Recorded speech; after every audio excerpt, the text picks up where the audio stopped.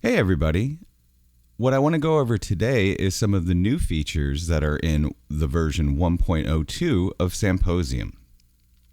So one of the first features that we're going to talk about is a little bit more elaborate MIDI system integration. So Samposium has a touchscreen, or the iPad has a touchscreen, and you can interact with the app with the touchscreen, but sometimes you want to be able to control other things that aren't in focus, and a way to do that is to use the MIDI controls. So what we're going to do is we're first going to map our sample pads, which you could do before, but now it's a little bit easier to see and it's a little bit clearer from the UI.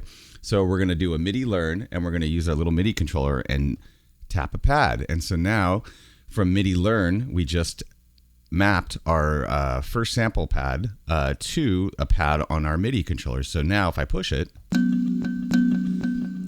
and that's cool. So now let's go ahead and we're going to map a bunch of others to our MIDI controller. Let's go ahead and do the second sample pad. We're going to learn tap and learn and tap. And on our fourth sample pad, we're also going to learn and tap. So now we can play our sample pads, and they still work if you touch the screen, but you can also trigger them now with our controller,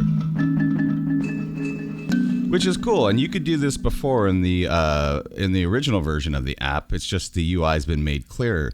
One of the new features is now you can actually use MIDI mapping for effects as well. So on our first sample pad, we're going to map the low pass filter. We're going to turn on the MIDI for it, and we're going to learn, and we're going to assign our low pass filter to a knob. So now when we turn our knob, you can see the low pass filter goes up and down. So if I start tapping my sample, my little pad, and that's pretty nifty. And then we'll also go ahead and map the low pass filter for our second sample pad to our second knob, and then same on our third sample pad. We're going to map our low pass filter, and then on our fourth sample pad we'll also map our low pass filter. And it's a real nice thing to be able to still utilizing the touchscreen to touch a sample pad, but now if we have this one in focus and say we're playing it and doing this, and we can bring up our filter with our controls, but now you can do it on our third one, see? And we can still do all the tapping, and so it's a real nice way to get some controls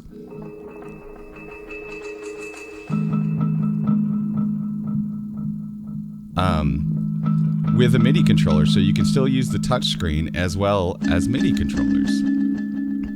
And it's really great for performance. Let's go ahead and we're gonna map this fifth sample pad. Go ahead and learn to this, and then what we'll do is we're gonna go to more knobs, and we'll go ahead and we'll map the low pass filter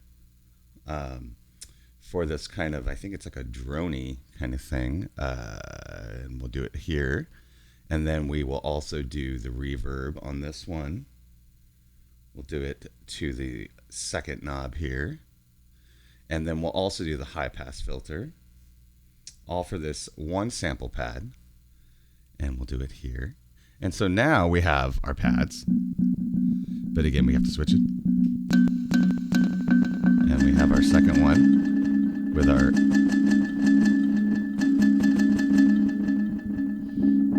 controls. And the way that the mappings work is that you have to cross the threshold before the values start changing. And then in our new sample pad, we can do this. And we can turn this.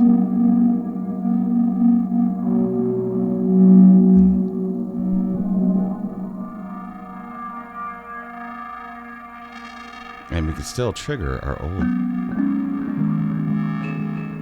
And what's nice is if we stop this and show our sequencer, where this is the demo project Chill Space 1. So if we hit play on our demo project, so now we're going to switch over to our primary and we're going to turn down all the low pass filters right now.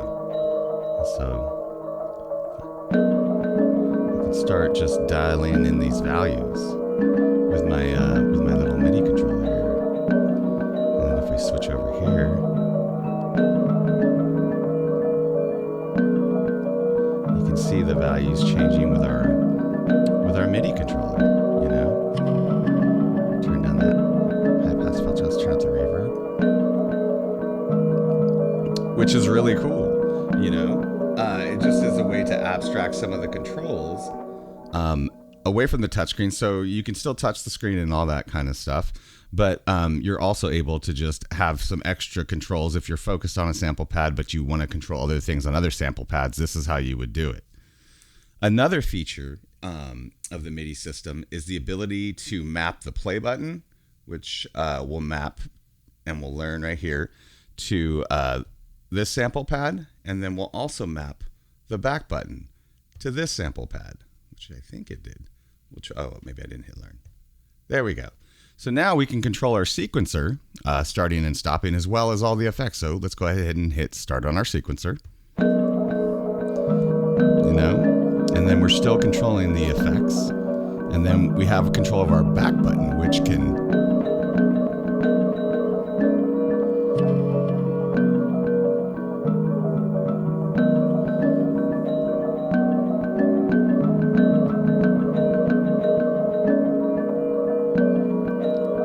and these are new features of 1.02 to just provide a little bit more control over Samposium when you're playing and performing, or if you're just jamming by yourself, just to give you more control.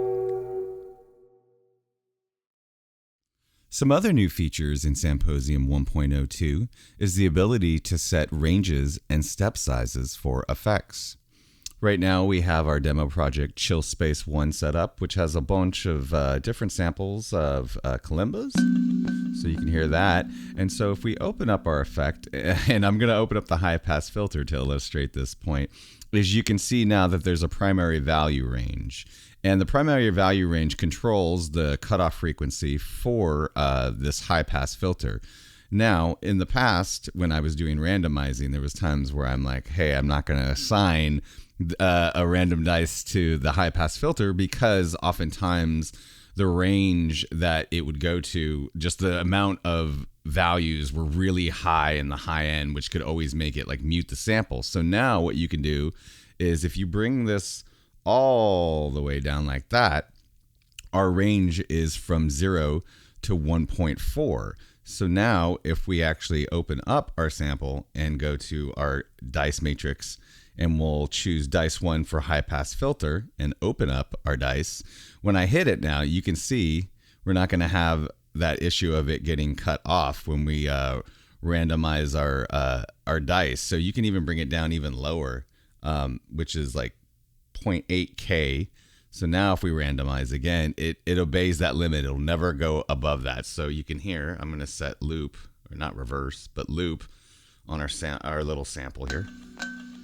And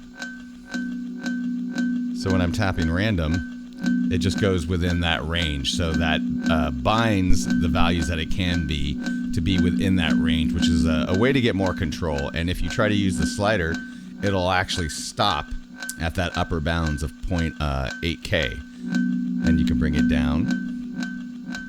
And so that is for every effect. Every effect has its own range, and every effects range is unique to the sample pad. So if you have a high pass filter with a range on this sample pad and you go to another sample pad like this one over here, its range is independent of the other sample pad. Another new feature is step size.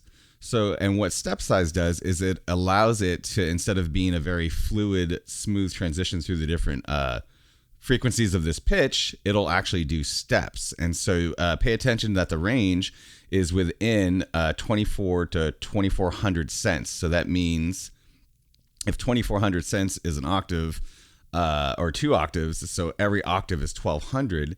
So if we set our range to 600 cents, and each of the effects step sizes is going to be dependent on the value that the effect is in. So in pitch, it's in cents. So now if we close this and we go to our pitch and we start stepping up, you'll see it's going to step up in half octave increments, which really is kind of helpful if you're looking to stay in key, especially with like pitch. So if we are playing this again, we're just going to loop it.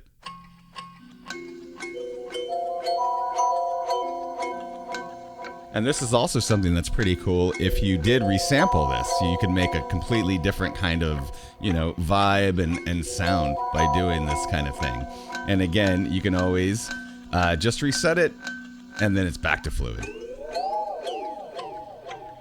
Yeah, so this is step size and primary value range. Something to note.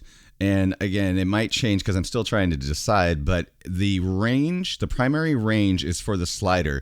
If you use the actual secondary effects and use the horizontal slider right here, it right now does not obey this primary range. And the idea was to have it be like an override to it. That might change in the future, and you'll have to let me know what you guys think and your guys' feedback.